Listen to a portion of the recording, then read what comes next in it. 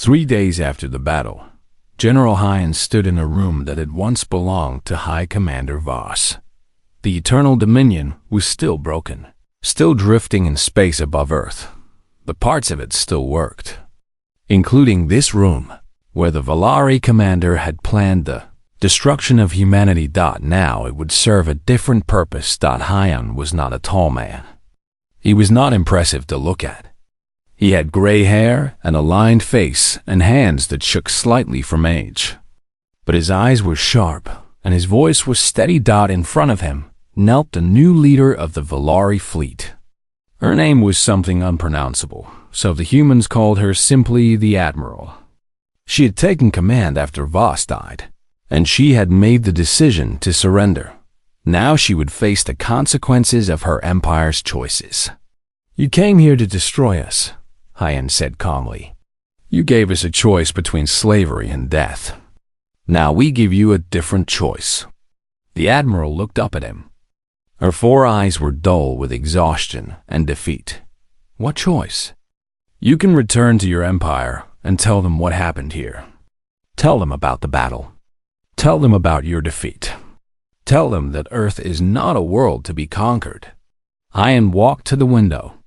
Outside, he could see Earth floating in the darkness. Beautiful, fragile, home. Or you can choose to stay. Become our allies. Help us prepare for the war that is coming. Because we know this is not over. Your empire will send more ships, more soldiers. They will try again. He turned back to face her. And when they do, we will defeat them again. As many times as it takes. The Admiral was silent for a long moment. When she spoke, her voice was quiet. "Why would you offer us alliance?" "We tried to exterminate your species." "Because that is what humans do," Hyan replied. "We fight our enemies with everything we have. But when the fighting is done, we try to build something better. We learned this the hard way, through centuries of war among ourselves. We learned that victory means nothing if you destroy everything to achieve it." He smiled slightly. "We are not nice. We are not gentle. But we are fair. And we keep our word." The Admiral studied him for a long time. She had been an officer in the Valari military for over 60 years. She had seen dozens of species conquered and enslaved. She had never seen anything like this. These humans had every reason to kill her. To kill every Valari in the system. They had lost thousands of their own people in the battle. They had lost ships and pilots and friends. But instead of revenge, they offered partnership. "I will need to consult with my officers," she said finally. Hyan nodded. "Take your time. We will be here." Outside the broken flagship, the galaxy was watching. News of the battle had spread faster than light, carried by communication networks that connected thousands of worlds. Species that had been enslaved by the Valari were suddenly asking questions. If these humans could fight the Empire and win, what did that mean for them? On a world called Thrain, where the Valari had ruled for 200 years, crowds gathered in the streets. They watched recordings of human ships dancing through Valari formations. They watched Sergeant Wu broadcasting his message from the captured flagship. And they began to hope on another world called Mess, where the Valari had stripped the planet of resources and left a native species to starve. Leaders began to meet in secret. They talked about rebellion, about freedom, about a future without the Empire. And they whispered a new word. A word that had never meant anything before. Human. Back on Earth, Admiral Tay attended a memorial service for the fallen. They held it in Seoul, in a park that overlooked the city. Thousands of people came. Families of the pilots who had died. Friends of the Marines who had fallen. Ordinary citizens who wanted to honor those who had saved them. Tay stood at the front and read the names of the dead. 147 pilots, 63 Marines, 210 souls who had given everything. He read each name slowly and clearly. Each name deserved to be heard. When he finished, he looked at the crowd. They were crying, many of them. But they were also proud. Their loved ones had not died in vain. "These people saved us," Tay said. "They flew into impossible odds. They fought an enemy that should have destroyed us. And they won. Not because they were stronger. Not because they had better weapons. But because they refused to give up." He paused. "That is what it means to be human. We are not the biggest species in the galaxy. We are not the strongest. We are not the smartest. But we are the most stubborn, the most determined, the most unwilling to accept defeat." He looked up at the sky, where the alien ships still hung like strange stars. The Valari thought they knew what we were. They thought we would break. But they learned something important. You cannot break someone who refuses to be broken. You cannot defeat someone who refuses to be defeated. He smiled then, a tired smile full of grief and pride. "And you should never, ever declare war on humans." 1 month later, the Valari Admiral made her decision. She stood before Hyan in the same room where they had first spoken. But this time, she was not kneeling. She was standing straight, her 4 eyes clear and focused. "I have spoken with my officers," she said. "Those who wish to return to the Empire are free to go. The rest of us will stay." Hyan raised an eyebrow. "How many are staying?" "Most of them. Nearly 80%. They saw what happened during the battle. They saw your pilots die rather than surrender. They saw your Marines fight through our flagship without hesitation. And they asked themselves a question. What question? What would it mean to fight alongside such people instead of against them?" She stepped forward and extended her hand in the human gesture of agreement. "We choose to be your allies. General Hyan, we choose to stand with humanity against whatever comes next." Hyan took her hand and shook it firmly. "Welcome to Earth." The news spread across the galaxy. The Valari had not just been defeated. They had been converted. Former enemies were now allies. Former conquerors were now partners. And the word continued to spread. Human, the species that would not break. The species that offered friendship instead of revenge. The species that had done the impossible. On hundreds of worlds, enslaved populations began to rise up. They had seen what humans could do. They had seen that the Valari could be beaten. And they decided that if humans could fight for their freedom, so could they. The Valari Empire began to crumble. Not from outside attacks, but from within. From the hope that humans had accidentally inspired. From the proof that the Empire was not invincible. Admiral Tay lived to see the beginning of this change. He watched from his office in Seoul as reports came in from across the galaxy. Rebellions, revolutions, new alliances forming. Yuna stood beside him, reading the reports. "We started something," she said quietly. "Something bigger than we imagined." "We did not start anything," Tay replied. "We just showed them what was possible. The rest is up to them." He looked out the window at the city below.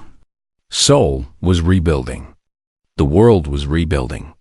And somewhere out there, among the stars, other worlds were doing the same. What happens now?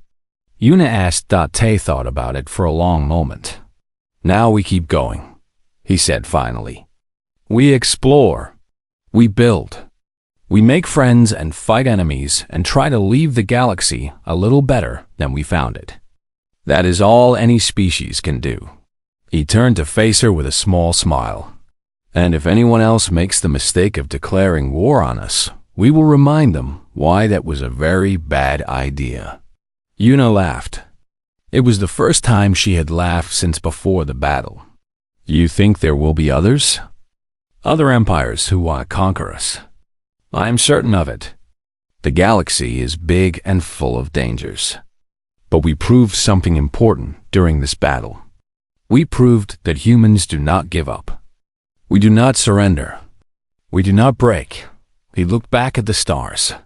And that makes us the most dangerous thing in the entire universe. The sky turned purple at exactly 3:47 in the afternoon. Admiral Tay was drinking coffee in his office when the alerts started screaming. He put down his cup slowly and walked to the window. Above Seoul, above every city on Earth, massive ships appeared from nowhere. They blocked the sun and cast shadows that stretched for miles. Tay had served in the Korean Space Defense Force for 30 years.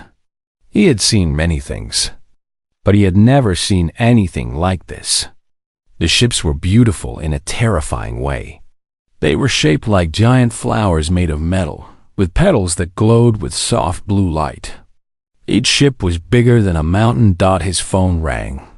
It was Commander Yuna from the United Earth Fleet. "You see them?" she asked. Her voice was calm, but Tay could hear the tension underneath. "I see them." "How many?" 2,000 ships. They appeared simultaneously over every major city on Earth. Tay closed his eyes for a moment. 2,000 ships. Humanity had only 80 warships in total. They had been building their fleet for just 50 years, ever since they discovered faster-than-light travel. They knew other species existed in the galaxy. They had hoped to meet them peacefully. "Any communication?" Tay asked. "They're broadcasting now. On every frequency. Every language." Tay turned on his screen. A face appeared. It was not human. The creature had gray skin and 4 eyes arranged in a diamond pattern. Its mouth was small and lipless. When it spoke, the translation software made the words sound flat and emotionless.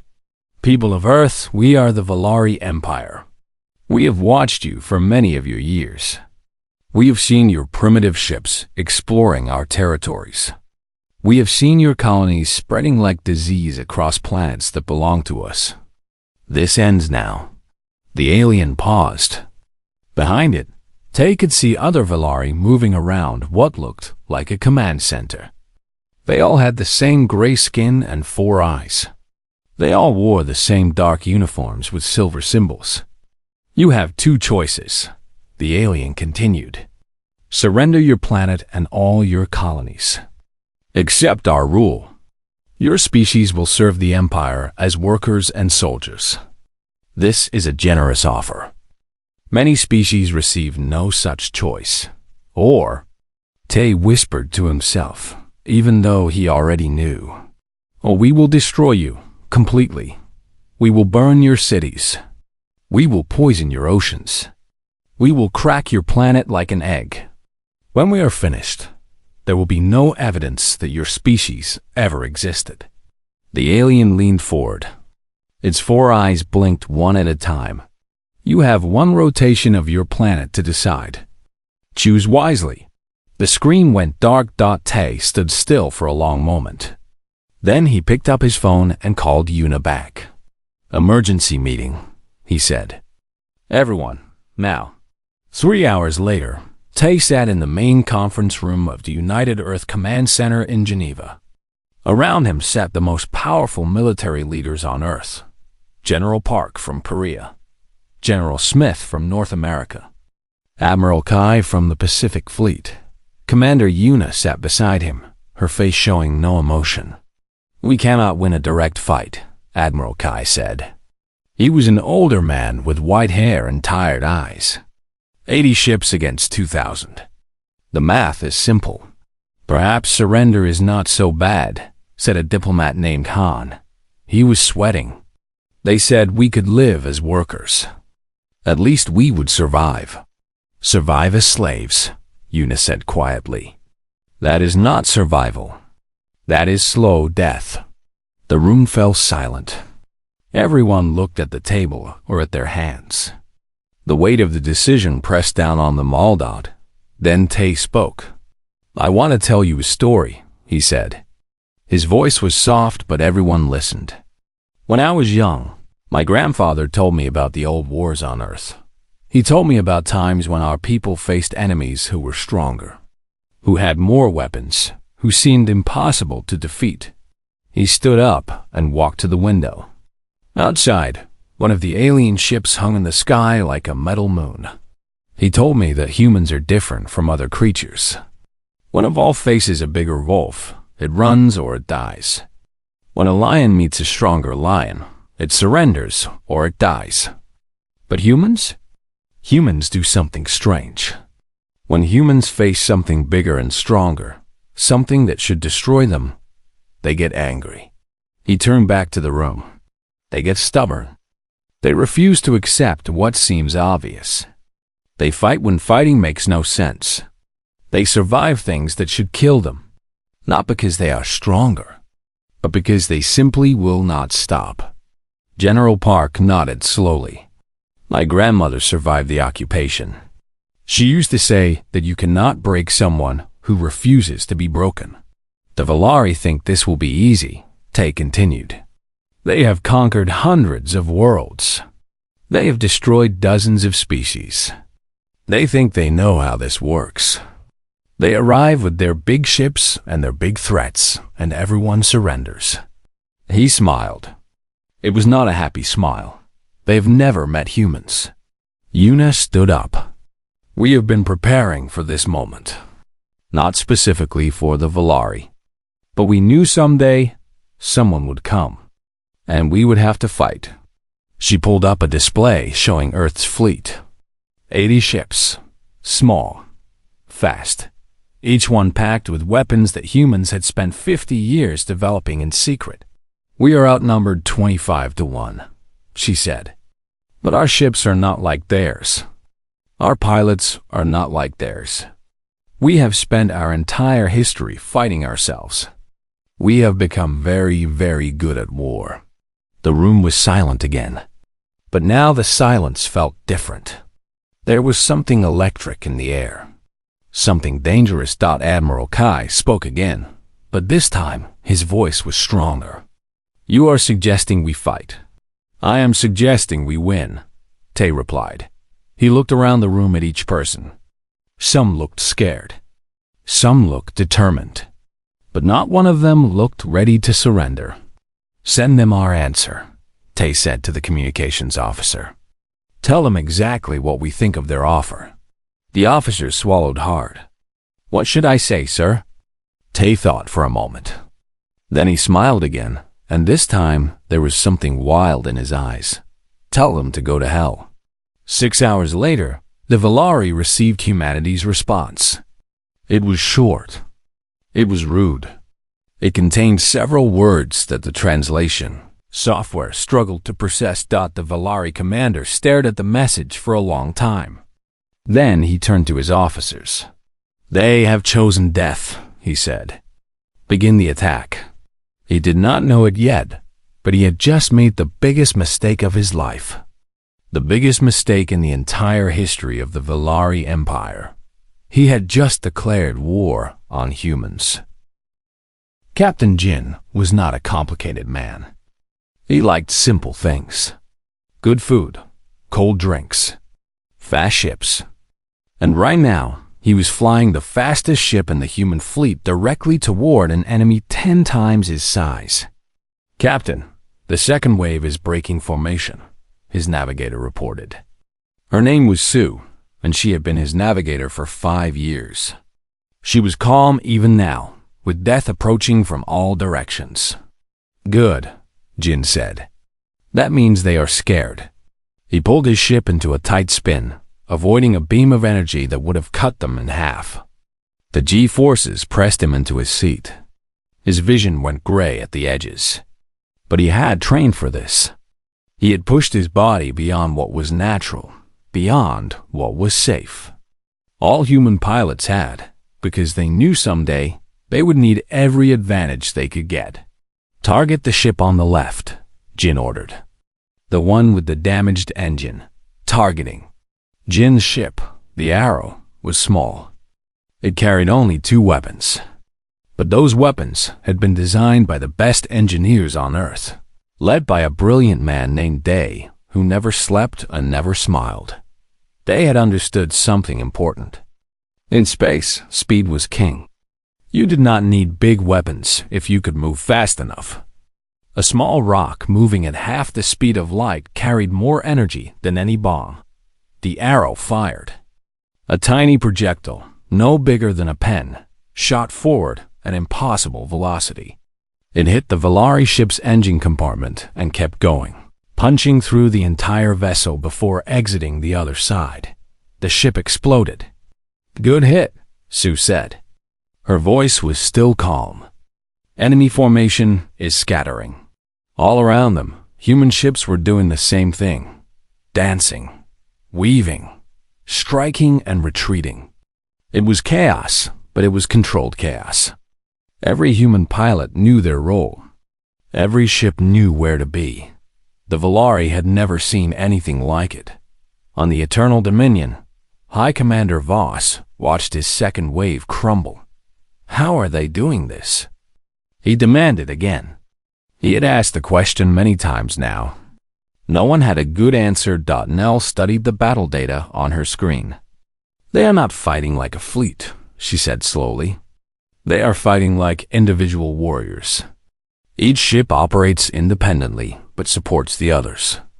It is like watching a pack of predators hunt. We have fought pack predators before. They always lose. Not like this, sir." Nell zoomed in on one of the human ships. "Watch this pilot." Vosh watched. The human ship was surrounded by 3 Valari vessels. It should have been destroyed. But instead of trying to escape, the human flew directly at one of the Valari ships, passed within meters of its hull, and used the enemy's own weapons as cover from the other 2 ships. Then, as it passed, it dropped something. A small device that attached to the Valari hull. 3 seconds later, the Valari ship's power core exploded from the inside. "They are creative," Nell said. "Unpredictable. Every time we think we understand their tactics, they do something new." Voss gripped the arms of his chair. His gray skin had turned slightly blue, a sign of extreme stress among the Valari. "Send everything," he said quietly. His officers turned to look at him. "Sir?"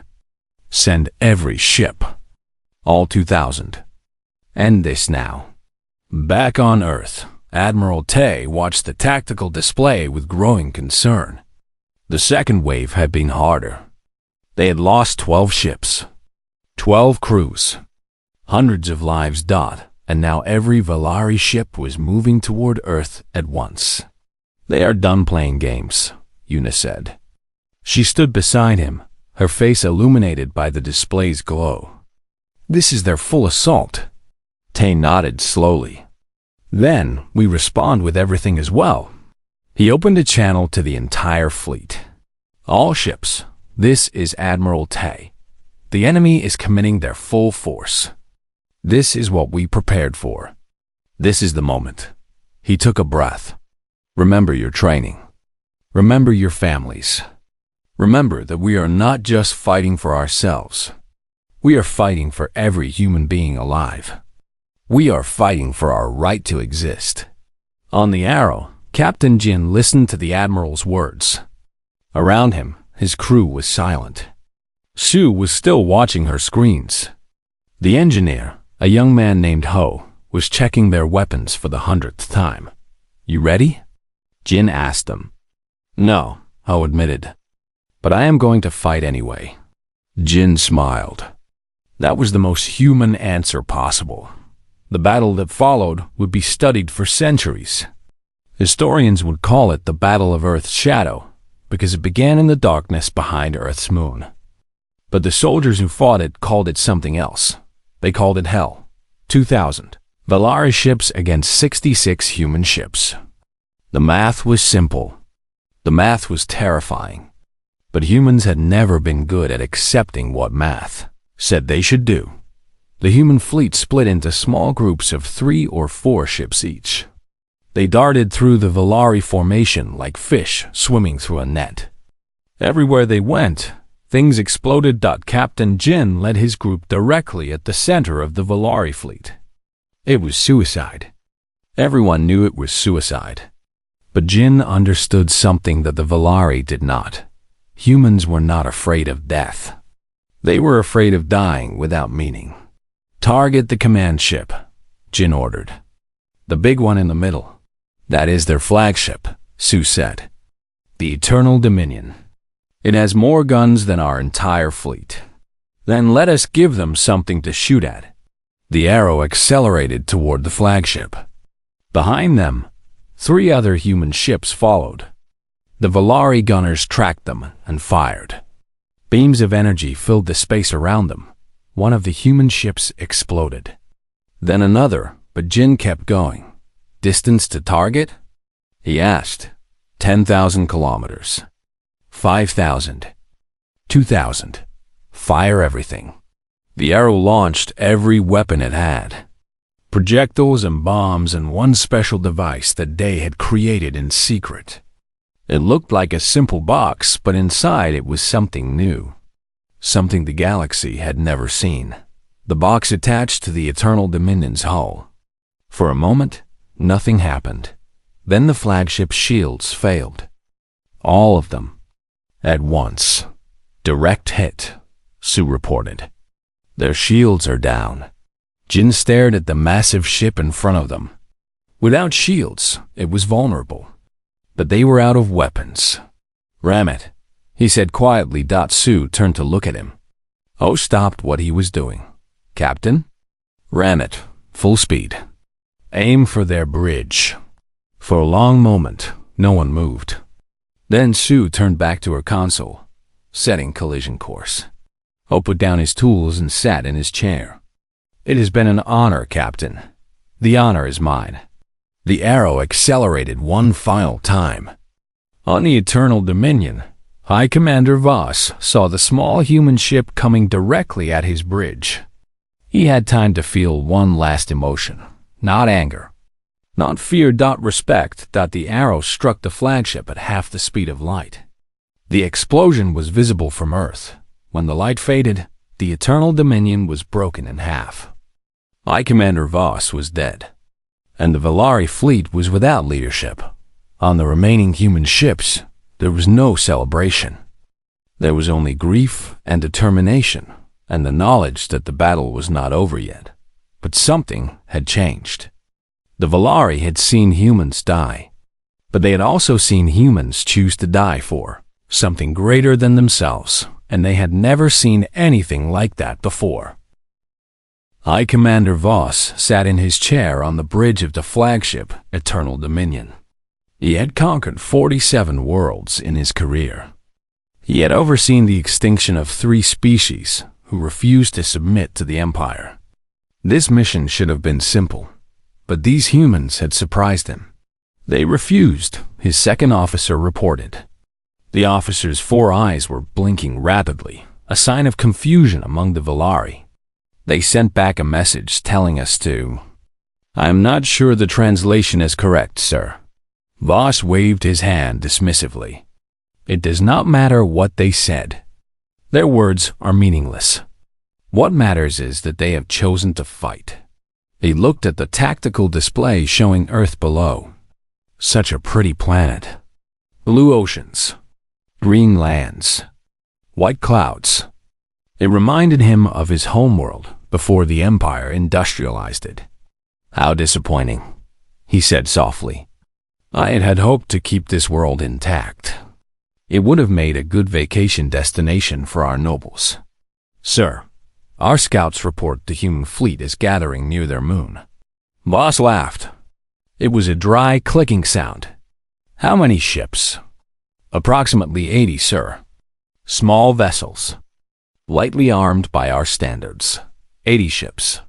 Voss shook his head. "Against 2,000. Do they not understand mathematics?"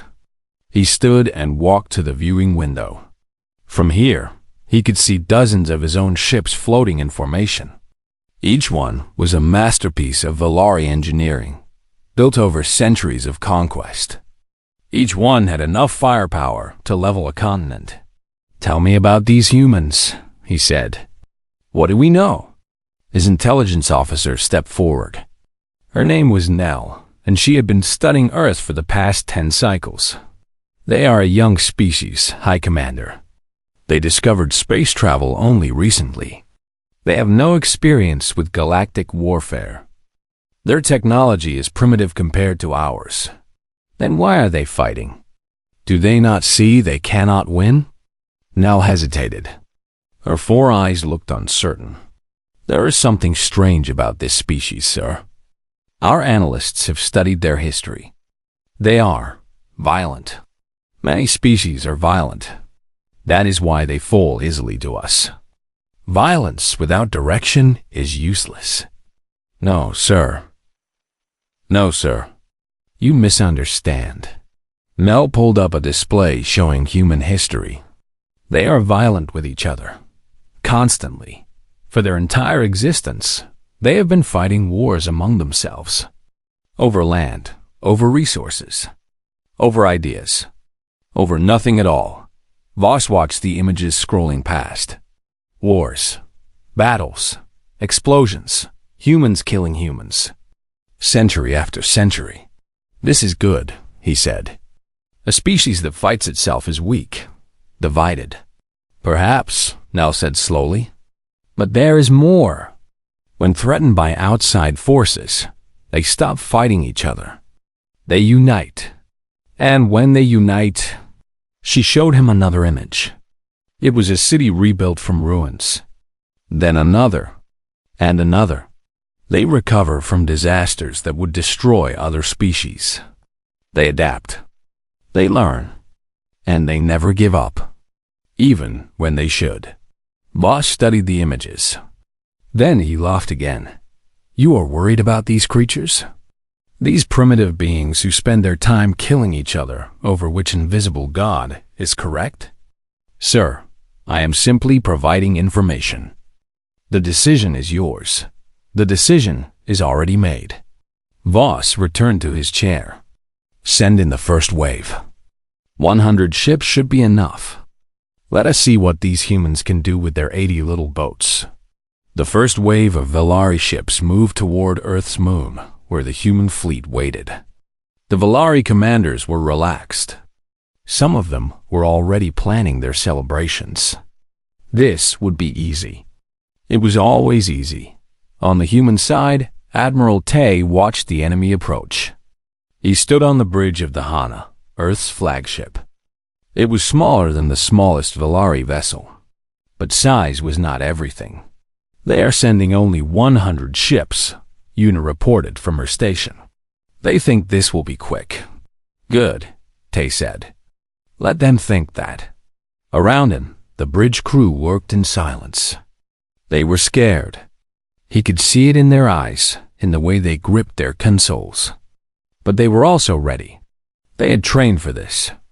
Not for the Velari specifically, but for the day when humanity would face something bigger than itself. All ships, this is Admiral Tay, he said into the fleet communication channel. You know the plan. Stay fast, stay together, and remember what we are fighting for. He paused. We are fighting for everyone we love, for every city on Earth, for every child sleeping in their bed tonight who does not know that monsters are in the sky. They think we are weak because we are small. Let us show them what small can do. The channel filled with responses. Voices from 80 ships. Men and women from every nation on Earth. All of them saying the same thing. Ready. The Velari first wave approached with lazy confidence. Their ships moved in a standard attack formation, the kind they had used 1,000 times before. They did not bother with advanced tactics. Why would they?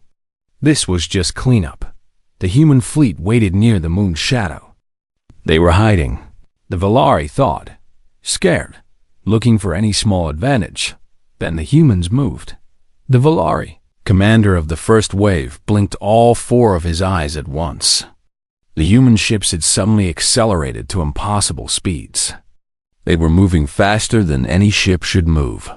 Faster than the Velari engines could achieve. What is happening? He demanded. How are they doing that? Before anyone could answer, the first Velari ship exploded. The humans had not fired conventional weapons. Instead, They had launched small objects at incredible velocity. Just pieces of metal. But at those speeds, a piece of metal the size of a finger could punch through any armor. Another explosion. Then another.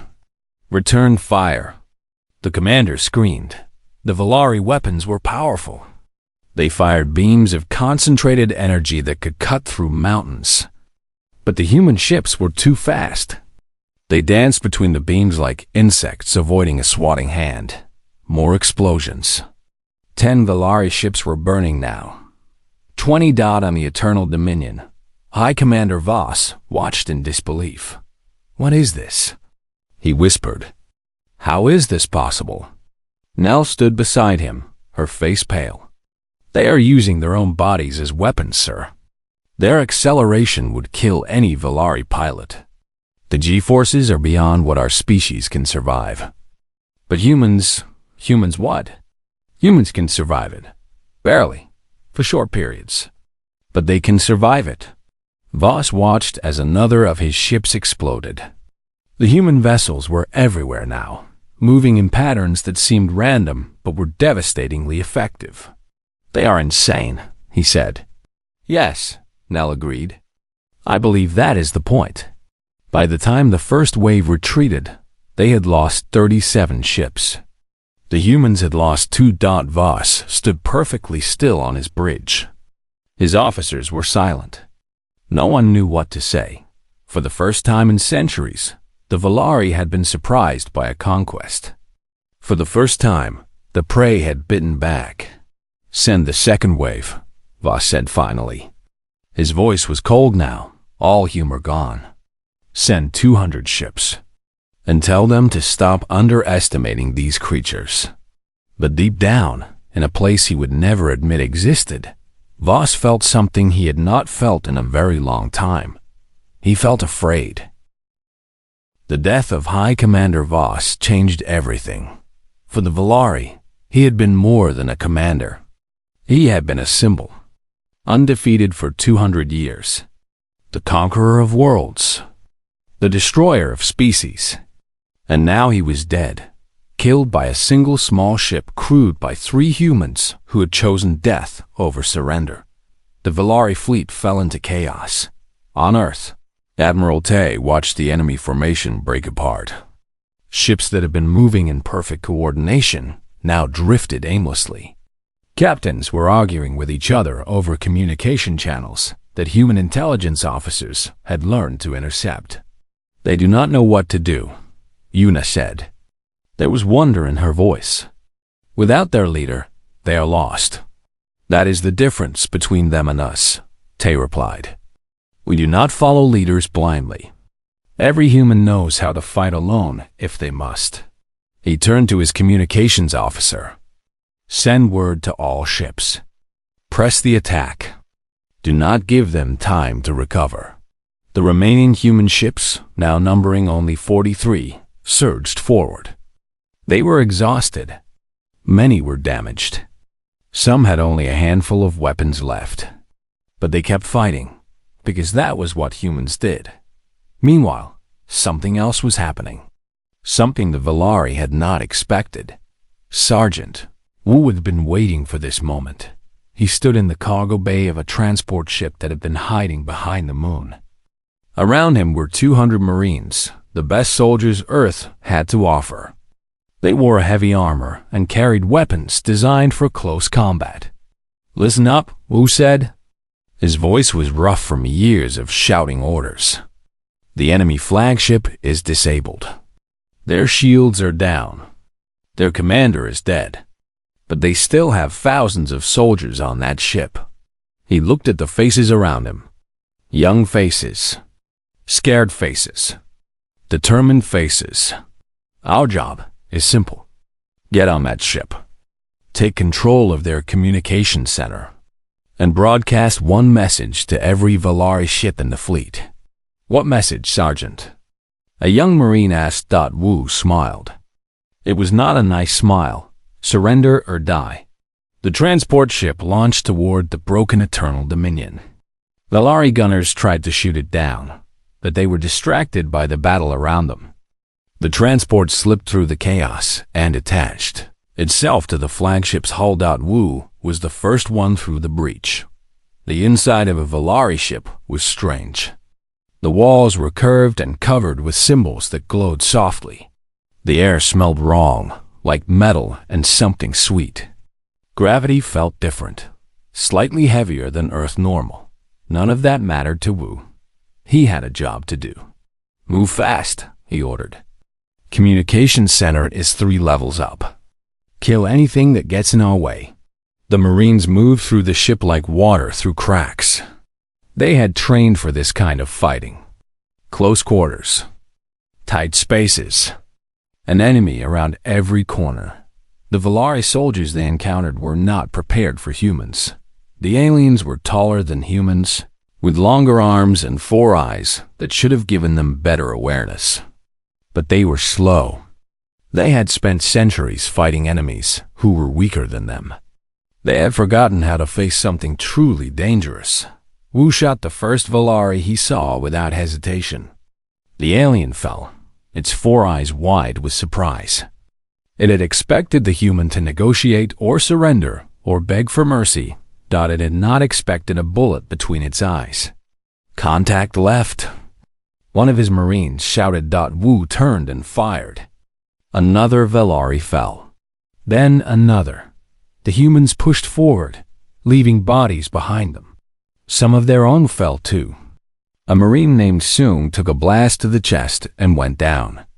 Another named Ji was caught by 3 Volari and did not survive.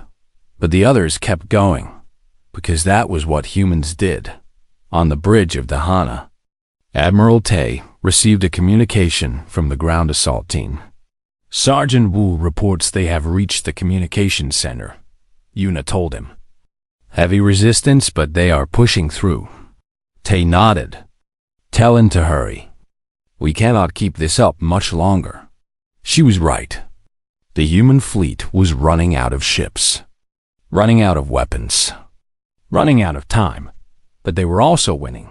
The Volari had lost over 400 ships now. Their fleet was scattered and confused. Some captains had already retreated to the edge of the system, refusing to fight any longer. Others were surrendering to human ships, dropping their shields and powering down their weapons. The galaxy was watching. Other species conquered and enslaved by the Volari were receiving reports of the battle. They could not believe what they were seeing. A young species, primitive technology, outnumbered 25 to 1 and winning inside the Eternal Dominion. Sergeant Wu kicked open the door to the communication center. Inside were a dozen Volari technicians and 5 soldiers guarding them. "Down on the ground," Wu shouted. "Now." The Volari soldiers raised their weapons. Wu shot them before they could fire. His Marines took care of the rest. Then he walked to the main console and looked at it. He had no idea how to operate Volari technology, but he did not need to. He pulled out a small device that human engineers had created. It was designed to interface with any electronic system. He plugged it into the console and waited. 3 seconds later, he had access to the entire Volari communication network. "This is Sergeant Wu of the United Earth Marine Corps," he said.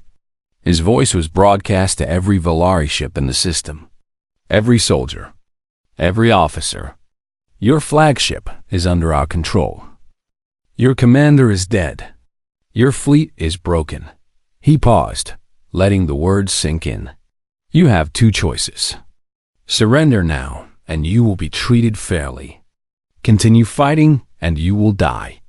Every single one of you." He looked at the Volari technicians huddled on the floor. They stared back at him with their 4 eyes full of fear. "You came here thinking we were weak, thinking we would break. But we do not break. We never break. That is what makes us human." He took a breath. "You have 1 minute to decide. After that, we stop taking prisoners." The minute felt like an hour. Wu stood in the communication center, surrounded by his Marines, waiting. Outside, the battle continued. Human ships were still fighting, still dying. Then, one by one, the Valari ships began to power down. Their weapons went silent. Their engines stopped. White lights appeared on their hulls, the universal signal of surrender. Not all of them surrendered. Some tried to escape. Some fought to the last. But most of them, the vast majority, chose to live. The battle was over. Admiral Tay stood on the bridge of Dahana and watched the Valari fleet surrender. Around him, his crew was silent. Some were crying. Some were laughing. Most were too exhausted to do either. Una stood beside him, her face wet with tears she did not bother to hide. "We did it," she whispered. "We actually did it." Tay nodded slowly. They had done it. Against impossible odds. Against an enemy that had never been defeated. Humans had done what humans always did. They had refused to accept the obvious. They had refused to surrender. They had refused to die, and because of that refusal, they had won. But Tay knew this was not the end. The Valari Empire was vast. This was only one fleet. There would be more. There would always be more. Still, for now, for this moment, Earth was safe, and the galaxy had learned a lesson it would never forget.